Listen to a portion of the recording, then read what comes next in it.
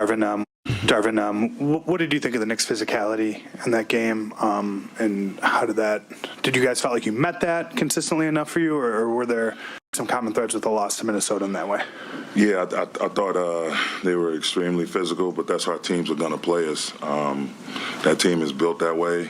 As a hard-nosed, tough, outstanding coach, and their representation of the way Tibbs is. I mean, we had some unfortunate plays, gave up some untimely offensive rebounds to them, didn't get back in transition. Just, we had our moments in the game as well, where we did things well, but for the most part, a lot of what they did, came, unfortunately, at the expense of us trying to get a stop or trying to keep them off the glass or fouling them. They had some guys step up and make some shots as well. So, it's unfortunate, but again, we don't have time to feel sorry for ourselves. We got to go back and fill our cups up and get ready for this 2-game road trip. Again, being 2 games under 500, 14 left to play, we have time, but we can't waste any more time. We can't waste any more games, and we got to come out with a focus for as much of a 48-minute or however long the game takes to be over. We got to have that focus consistently and throughout.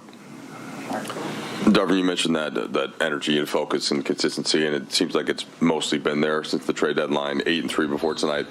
How is it difficult to sustain and expect to have that every night against teams that are coming to play like that as well? And how do you sustain it? How much do you think that was a factor tonight? I mean, we're saying we're a playoff team, which we all believe we are. Everyone in the organization, top to bottom, believe this newly assembled group that we have can do big things in the postseason, but we got to get there. We got to do our work, and it's a part of the learning and growing processes.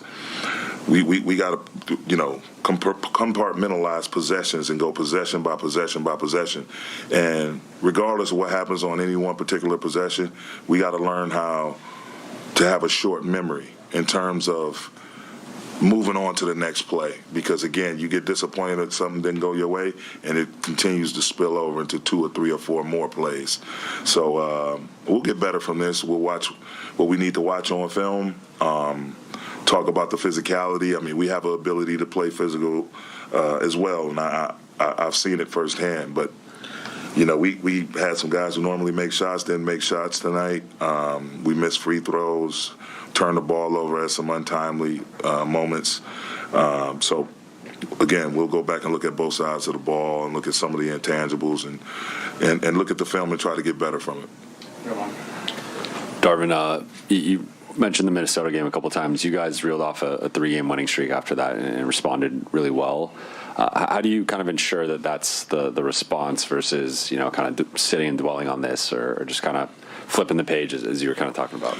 I mean, you show it and then you flush it. I mean, you show it to everyone, myself included, the staff, the players, we all watch it. Again, pluck what we need to do better and try to sustain the things that we did well. We can't hang our heads. It's not. I'm not about that. Just feeling sorry for yourself. You know what I mean? It's you watch the film. You critique yourself. Again, the 3 words: competitiveness, togetherness, and accountability. And that group in the locker room is together. They are competitive, and it's time to have a little bit of accountability on missed blockouts or mishandling the ball, or trying to make the right decision in terms of not holding the ball or over dribbling for several extra seconds. Just trying to be as efficient as possible offensively and be tougher defensively and close, shut down teams to where they can only have one possession, not give them 2 and 3 and 4 tries, after one possession because you're loose on your defensive rebounder. So, again, we're going to look at all of it and come out the next time around and put our best foot forward.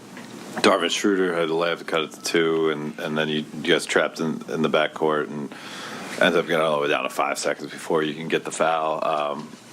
Is that just a product of trying to go for the steal and then maybe going for it too much before you can save more clock? Yeah, I mean, we saw it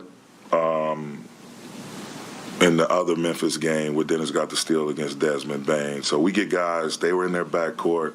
You know, we had guys scrambling, trapping, doing all of that. We wanted to try to get one good trap, you know, in a sensitive area for them on the court, and they were back deep in the back corner.